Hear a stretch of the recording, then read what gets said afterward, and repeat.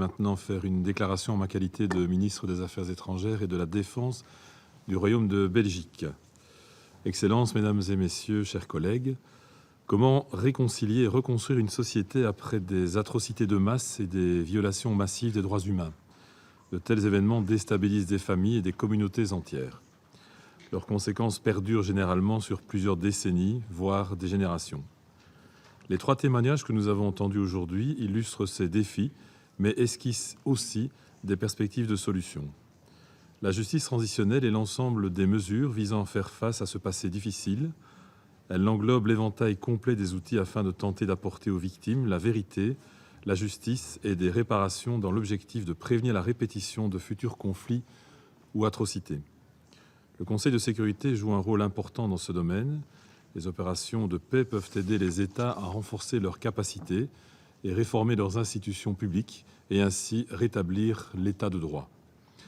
Depuis près de 30 ans, elles ont contribué à la mise en œuvre de mesures de justice transitionnelle.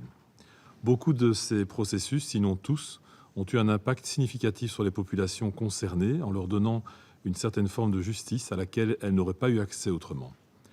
Pour mon pays, il est évident qu'établir les responsabilités pour les violations des droits de l'homme et les crimes les plus graves est essentiel afin de restaurer la confiance de la population dans les institutions inclusives et ainsi parvenir à une paix durable.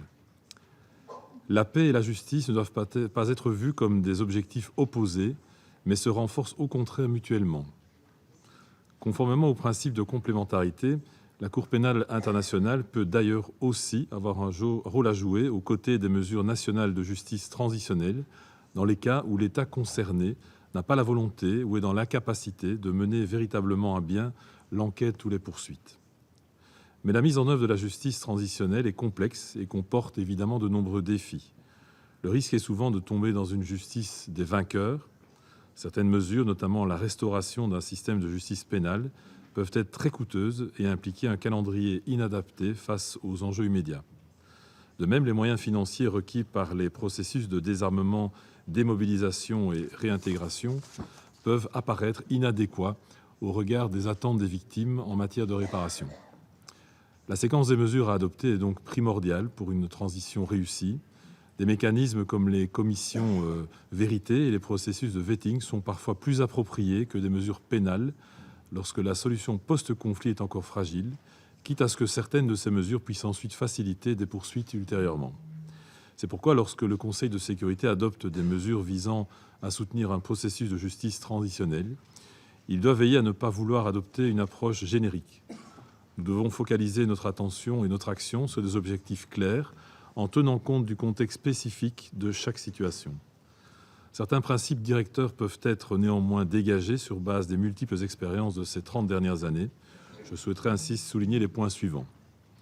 Tout d'abord, une démarche englobant tous les aspects de la justice transitionnelle est fondamentale afin d'éviter que les 4 piliers qui la composent, vérité, justice, réparation et garantie de non-récurrence, se développent indépendamment les uns des autres. En effet, ces piliers sont interdépendants et complémentaires.